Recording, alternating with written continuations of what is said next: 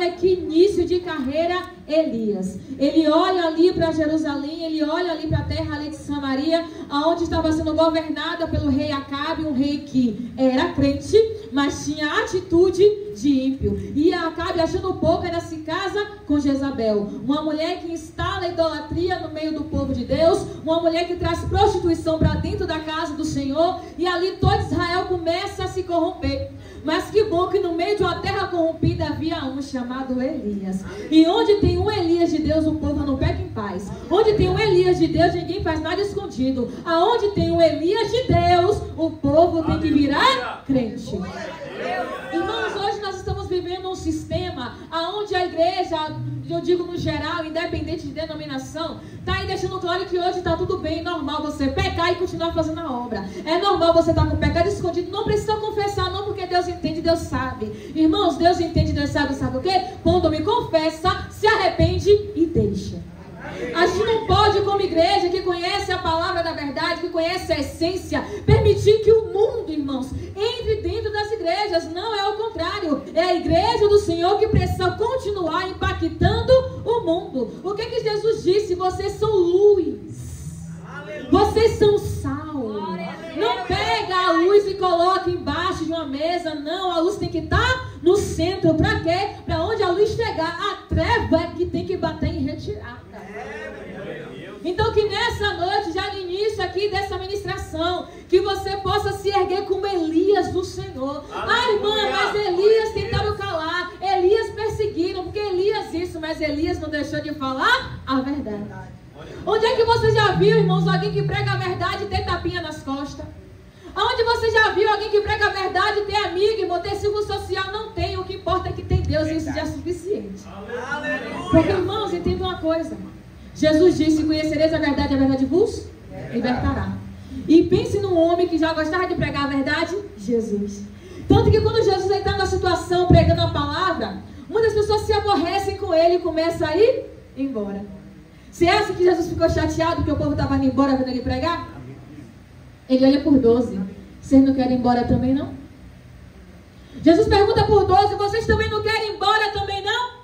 Só que Pedro olha para ele e fala: mestre, para onde iremos nós? Se só tu tem palavra de vida. Sabe o que Pedro quis dizer? Pai, até doeu, machucou, confrontou, revelou, mas é essa palavra que vai me dar salvação. Aleluia. E Elias, irmãos, era alguém que ali chegou para de fato atrapalhar a vida de Acabe e de Jezabel. Elias foi alguém que Deus levantou para Acabe e Jezabel não ter mais sossego e não pecar em paz. E nós temos que entender isso, irmãos. Não que a gente vai ficar julgando o pecado alheio, mas eu não posso ser conivente com o pecado.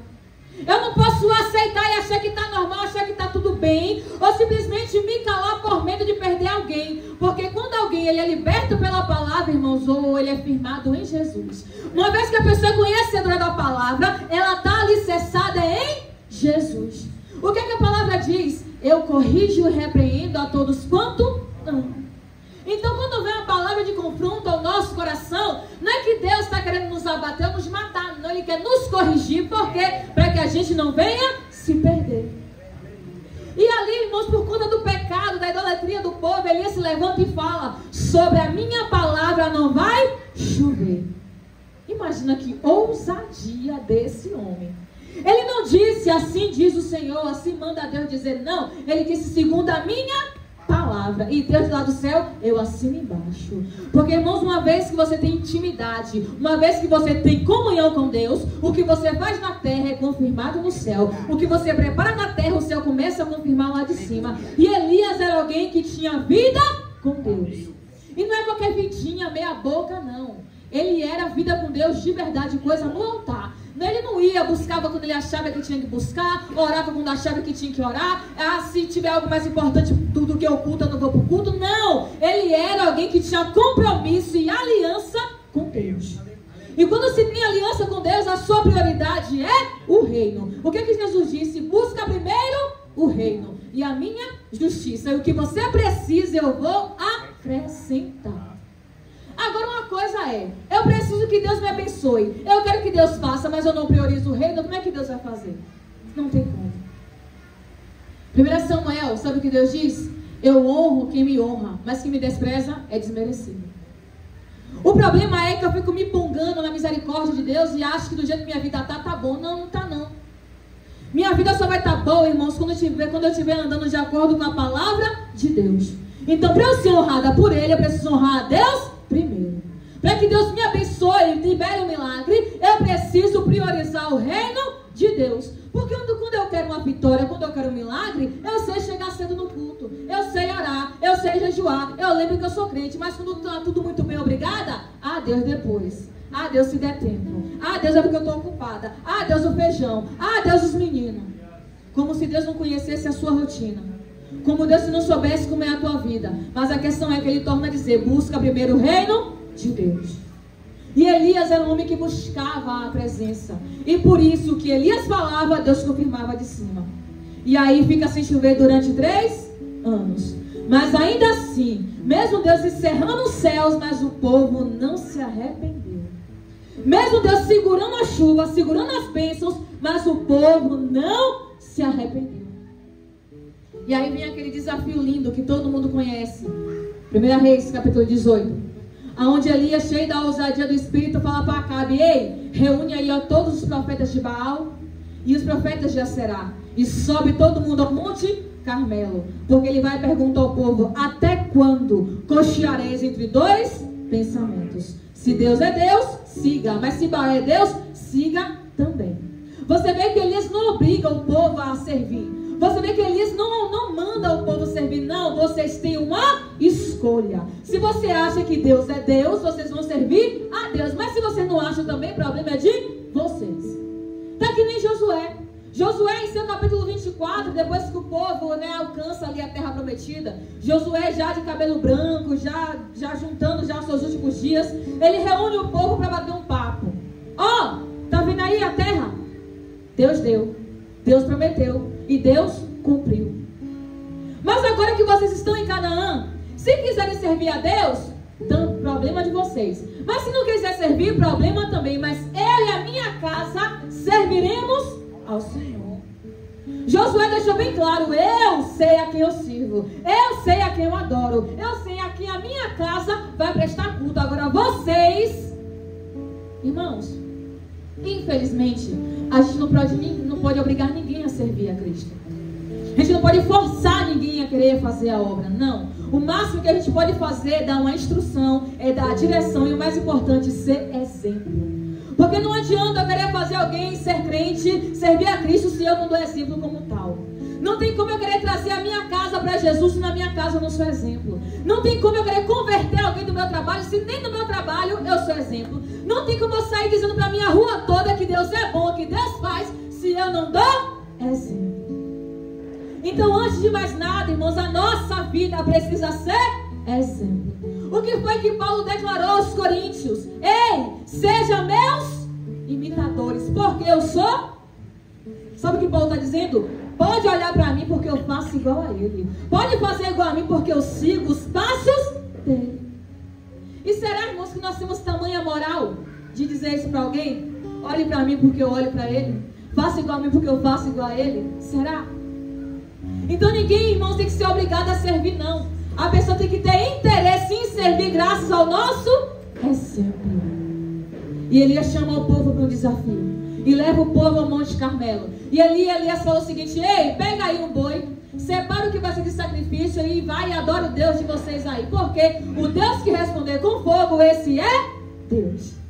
E vai lá os profetas de Baal. E faz o sacrifício, e faz o ritual, e faz aquela coisa toda que eles tinham que fazer. E nada. E chega a hora de Elias. E ele olha para o povo e fala: ei, chegai-vos a mim. Se aproximem. Porque agora é a hora de vocês entenderem quem é Deus aqui neste lugar. E ali Elias, ele repara o altar do Senhor, pega 12 pedras e constrói o altar, limpa o altar, prepara o sacrifício, faz uma vala ao redor do altar, joga água. E ali Elias coloca a sua carinha no pó e vai orar. Porque, irmãos, Elias restaurou o altar, preparou o sacrifício, mas o fogo quem mandava era Deus. Só que por fogo descer, Elias ia até que orar. Então eu tenho que ter algo no meu coração, irmão. Para ter fogo, para ter presença, eu vou ter que buscar. Porque quem faz fogo descer não sou eu. Quem faz presença descer não sou eu, é a minha busca.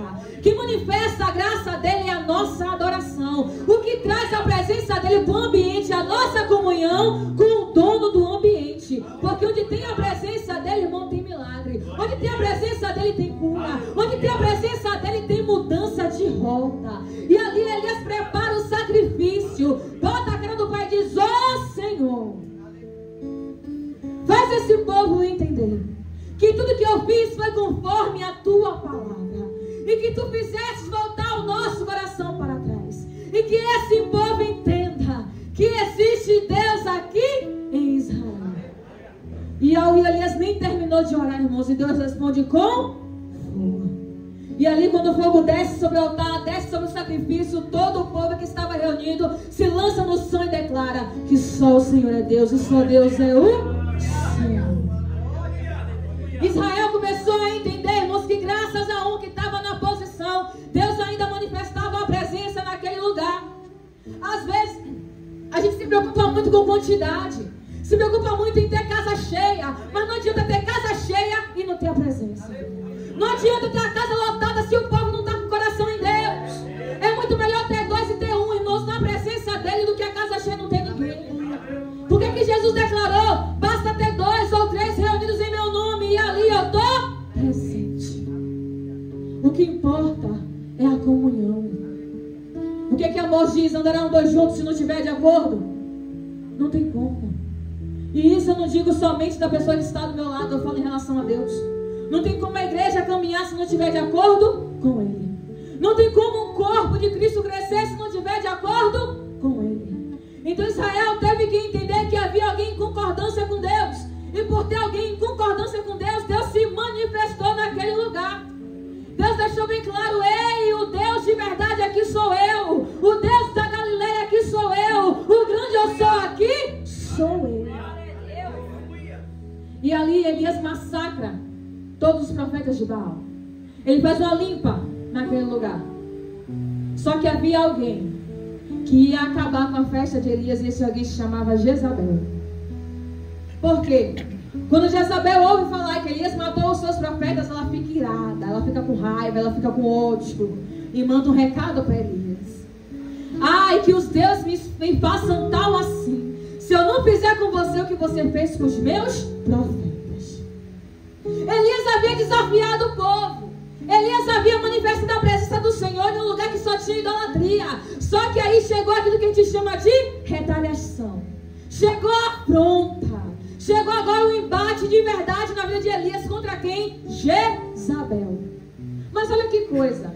Elias foi homem suficiente para ir de encontro a 840 profetas. Mas quando ele ouve a ameaça de uma mulher, ele corre. Ele conseguiu bater testa contra uma multidão, mas veio uma mulher idólatra, prostituta, que nem temia Deus, desafiou Elias, e Elias correu. Ué, cadê o Deus do Monte Carmelo? Cadê o Deus que desceu fogo no Monte Carmelo? Cadê? Só foi naquele momento ali? Será que Deus só se manifestou em um único momento na vida de Elias? Não. Só que a questão é, irmãos, que a gente está no mesmo lugar de Elias. Bate de frente com o diabo em determinada situação. Mas quando ele futuca do outro lado, a gente começa a correr. A gente começa a querer se esconder. Quando o diabo começa a apertar a família, quer se esconder. Quando começa a apertar no chamado, no ministério, quer se esconder. Quando o negócio começa a arrochar, quer se esconder. Ué, mas o Deus que a gente prega não age, não é poderoso? Não cura, não revela, não faz, acontece? Como é que eu vou me esconder de alguém que eu já sei que é derrotado? Como é que eu vou fugir diante de alguém que eu já sei que ele não tem poder nenhum? Sendo que o Deus que eu sirvo tem todo o poder em suas mãos. Porque é muito fácil, irmãos, a gente criticar Elias por ter fugido de Jezabel. Mas assim somos nós, fugindo também do diabo. Uma vez que Jesus vai contar uma parábola dizendo o seguinte: sabe o valente? Ele protege a sua casa, ele se arma toda, aquela coisa toda. Só que quando vem um mais valente do que ele, amarra aquele e saqueia toda a sua casa. Sabe o que Jesus estava dizendo? O diabo pode até ser valente, mas eu sou mais valente que o diabo. O diabo pode até ser forte, mas eu sou mais forte que Satanás. Mas a questão é que às vezes eu consigo exaltar mais as obras do diabo do que as obras do Senhor. Ah, porque o diabo se levantou com fúria. Ah, porque o diabo está pegando a minha família. Ah, porque o diabo veio com enfermidade. Sim, e cadê o seu Deus? Cadê o Deus que você prega? Cadê o Deus que você adora? Cadê o Deus que você prega para todo mundo? Será que ele não age na tua vida também? Porque Elias correu de uma ameaça de uma única mulher. Sendo que o fogo já tinha descido no Carmelo e todo o povo entendeu que o verdadeiro Deus era o Senhor. Mas Elias correu. E ele foge. E ele chega diante de um pé de zimbro. E ali Elias senta naquele zimbro e sabe o que Elias faz? Ele pede a morte. Ai, Deus, eu quero morrer. Ai, Deus, tira a minha vida porque eu não sou melhor que os meus pais. É muito fácil querer morrer quando tudo vai mal. É muito fácil falar assim, ó, Jesus, me leva porque eu não aguento mais. Mas se tivesse tudo bem, obrigada, não queria morrer. Se a vida tivesse 100%, não queria ir para o céu agora. Mas porque está tudo de cabeça para baixo, eu quero ir para o céu. Ah, Jesus, me leva. Ah, Jesus, me carrega. Porque foi isso que Elias fez. Porque Jezabel estava aqui nas costas dele, ele pediu para morrer. Mas na hora que foi para desafiar os profetas, ninguém queria morrer, ele estava lá, zombando dos profetas de Baal. Que coisa engraçada, né? Como a nossa fé oscila, como a nossa constância oscila. Irmãos, entenda uma coisa. Sabe o que Deus disse a Paulo? Paulo, a minha graça te basta, porque o meu poder se aperfeiçoa na tua fraqueza. Aí Paulo disse, agora eu entendi, Deus, porque agora sim me gloriarei nas minhas fraquezas, para que habite em mim o poder de Cristo, para que habite em mim a presença, para que habite em mim a graça. Irmãos, a gente precisa entender que o Deus que a gente veio adorar nessa noite não é só Deus de vitória, não. É Deus também de guerra, é Deus de deserto, é Deus de vale, é Deus de monte, é Deus de aperto, é Deus em qualquer circunstância. O que Davi disse? O Senhor é meu pastor e nada me faltará. Nada. E Elias pede a morte. E ali ele deita debaixo daquela árvore e vai dormir. E vem um anjo do Senhor, prepara pão, prepara água, toca em Elias e fala, ei, levanta-te, come e bebe. E ali Elias come, Elias bebe, e você acha que ele ia levantar cheio de força, de vigor? Ele foi dormir de novo. Imagina, irmãos, o próprio Deus te dando água, te dando pão, te alimentando, te sustentando, em vez de você levantar e ir de novo para a guerra, eu vou dormir, eu vou me esconder, eu vou correr. Aí vai, que bom que Deus estava com paciência nesse dia, minha irmã. Porque aí vem um anjo de novo, toca em Elias, ei, come e bebe, porque grande te será o caminho. E ali depois que ele come, que ele bebe, aquele maná, aquela água, Elias caminha 40 dias e 40 noites. Você acha que ele só cumpriu o chamado de Deus? Ele vai para uma caverna. Você para e pensa, poxa, o cara andou 40 dias, 40 noites, vai chutar a cabeça do cão, vai pisar, vai rodar, vai fazer acontecer. Quem viu? Passou-se 40 dias, olha Elias, vai para onde? Caverna. Vai para a caverna dormir. Dentro da caverna agora. Irmãos, outra coisa no coração de vocês. Deus não fala com ninguém dentro de caverna. Deus não usa ninguém dentro de caverna. Deus não executa chamado na vida de ninguém dentro de caverna. E tem crente que acha bonito, enche a boca. Ai, porque eu estou na caverna. Ai, porque eu estou no período da caverna. Ai, eu vou entregar o chamado porque eu vou entrar na caverna. Vou parar de pregar porque eu estou na caverna. Vou parar de adorar porque é meu momento de estar na caverna. Por acaso Deus usou Elias dentro da caverna? Deus fez alguma coisa na vida de Elias dentro da caverna? Sabe o que Deus está dizendo a crente aqui nessa noite? Eu estou lhe dando pão, eu estou lhe dando água, mas não é para você ir para a caverna, é para você caminhar. Eu estou lhe dando pão, eu estou lhe dando água, é para você se levantar e executar o chamado que eu lhe entreguei. Porque quando Elias ele entra na caverna, é bem a voz do Senhor. O que fazes aí, Elias? Por acaso Deus disse, ó, pobrinho do meu profeta. Oh, coitado do meu profeta, está na caverna. Mas o que Deus disse? Não. Deus perguntou, você está fazendo o que aí? Porque Deus tinha dado uma ordenância a Elias para ele ir a caminho do deserto de Damasco, ungir pessoas. Só que ele come, bebe e se manda para a caverna. Ele desvia da missão que Deus havia dado a ele para se esconder. E a gente lembra de quem? De Jonas. A qual Deus disse, vai a Nínive, prega a Nínive, porque o pecado dessa cidade chegou até as minhas narinas. E eu preciso que Nínive se arrependa dos seus pecados. Jonas obedece? Claro que não. Ele pega, desvia o caminho e vai para Tarsis. Só que olha que coisa, irmãos. Quando ele chega dentro do navio para Tarsis, em vez de o vento vir só para ele, o vento veio para todo mundo que estava dentro do navio. E às vezes, irmãos, a minha desobediência a Deus está trazendo vento para uma pessoa que não tem nada a ver. Por conta da minha desobediência. Por conta da dureza do meu coração. Porque eu quero fazer do meu jeito. Porque eu acho que do meu jeito é minha intimidade com Deus. Não. Intimidade com Deus é obediência à palavra dele. Intimidade com Deus, irmãos, é quando eu cumpro o que Deus já mandou eu fazer. Aí é intimidade. E Jonas traz vento pro barco inteiro. E aí o povo pega, joga o Jonas no mar, porque achando o Jonas que ia fugir do chamado, não sabia ele que tinha lá um transporte esperando por ele dentro da água, que é o grande peixe. E Deus pega a Jonas e cospe ele aonde? Em Nínive. Ele foi ou não foi fazer o que Deus queria? Foi fazer. Podia ser mais fácil? Podia, mas às vezes a gente escolhe sempre o caminho difícil. E Deus já gosta de coisa difícil. Deus adora essas coisas. Pegar a gente e jogar no caminho estreito. Deus já gosta de apertar nossa terra, irmão. Deus já gosta de colocar a gente em desafio. Pra gente entender que a gente não se governa. Quem governa a nossa vida é o Espírito. Aleluia. E depois que Jonas prega, o povo se arrepende. Jonas fica chateado. E sabe o que Jonas faz? Pede para morrer também. Ai, eu quero morrer. Aleluia.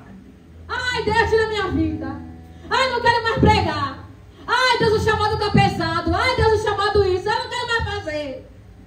Eu acho coragem, crente, dizer não para Deus. Pensa no povo que eu acho corajoso. Ai, crente, que fala assim, Deus, eu não vou fazer. Eu acho coragem, irmão.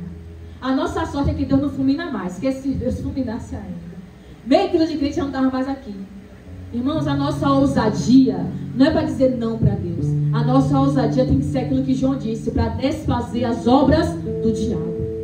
A nossa ousadia tem que ser contra o nosso verdadeiro inimigo, e ele se chama Satanás. O que Paulo disse? Que a nossa luta não é contra carne e nem sangue, é contra principados e potestades que atuam em regiões celestiais.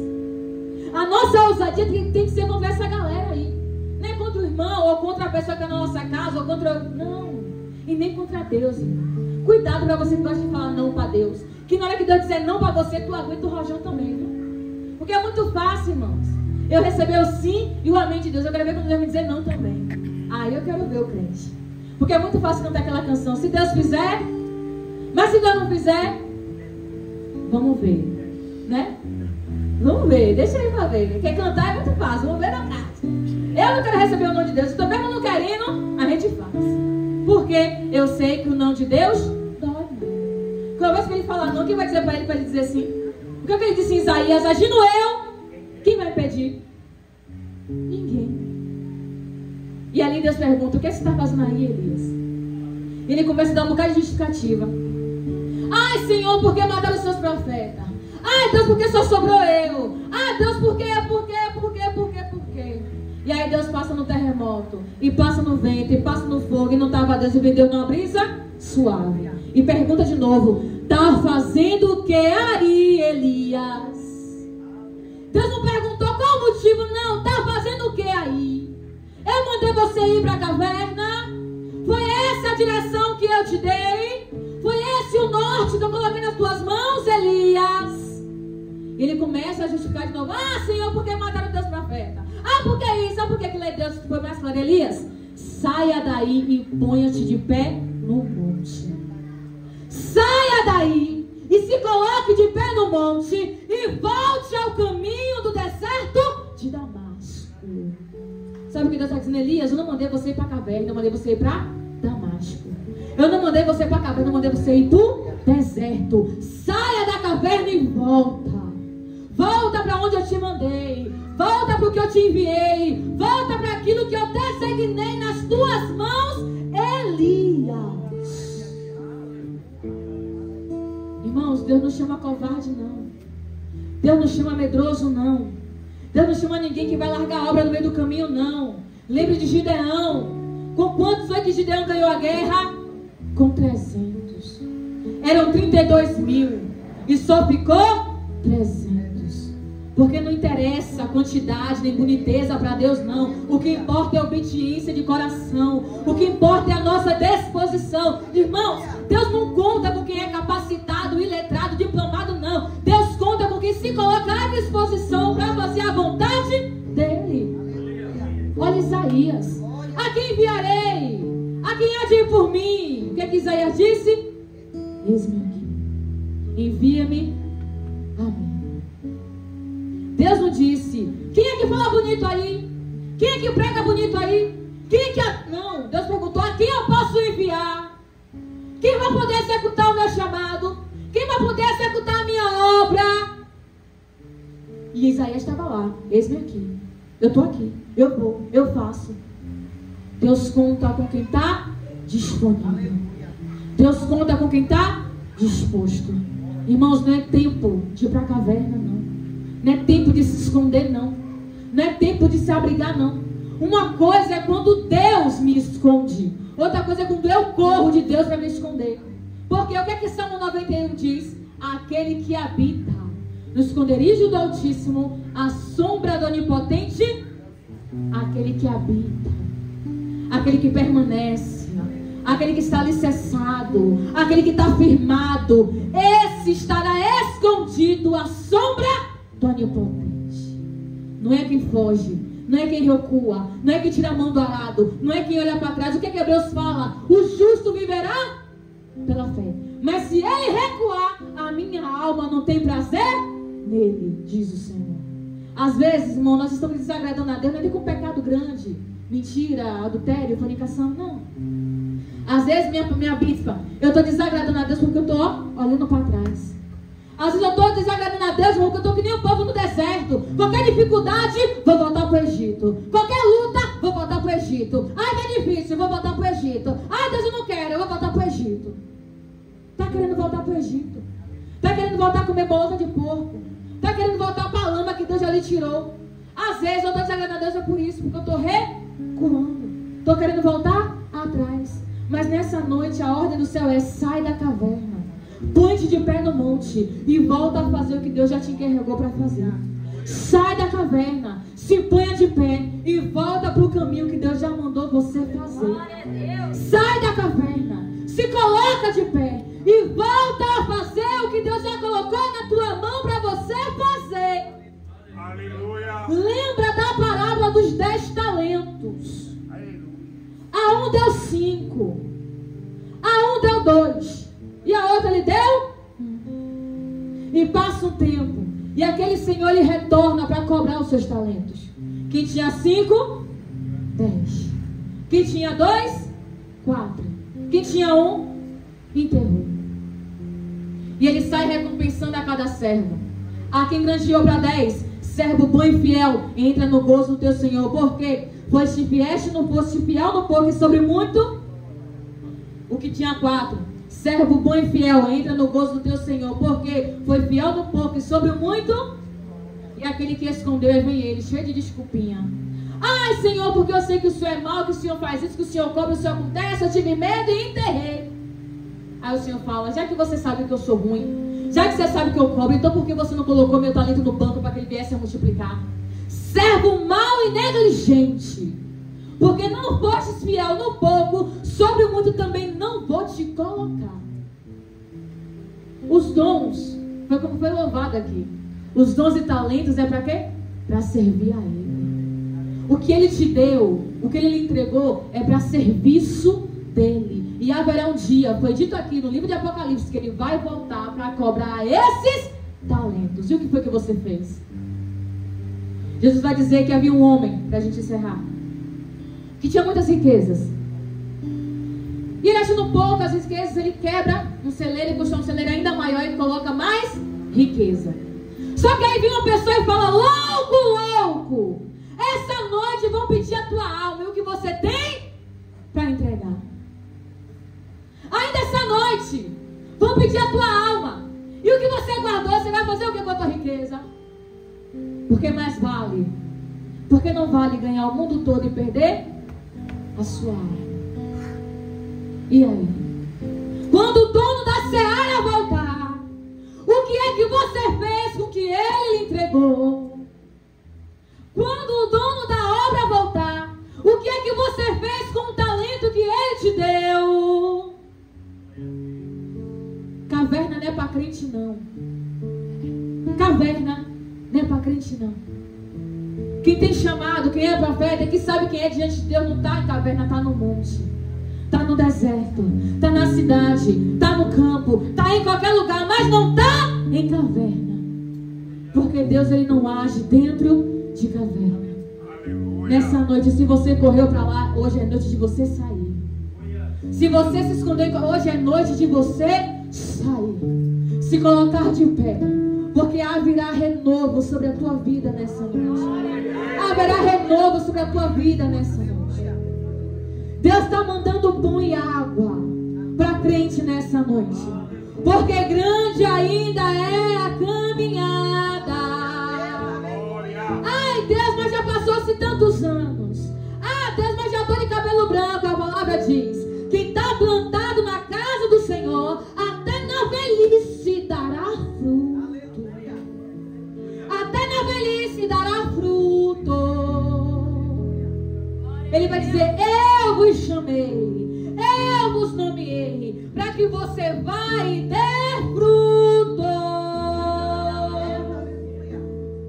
Deus está mandando pão e água nessa noite.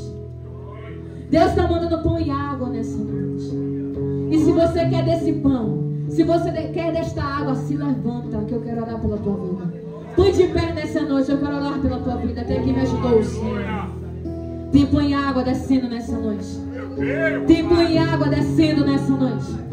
Tem pão e água para crente descendo.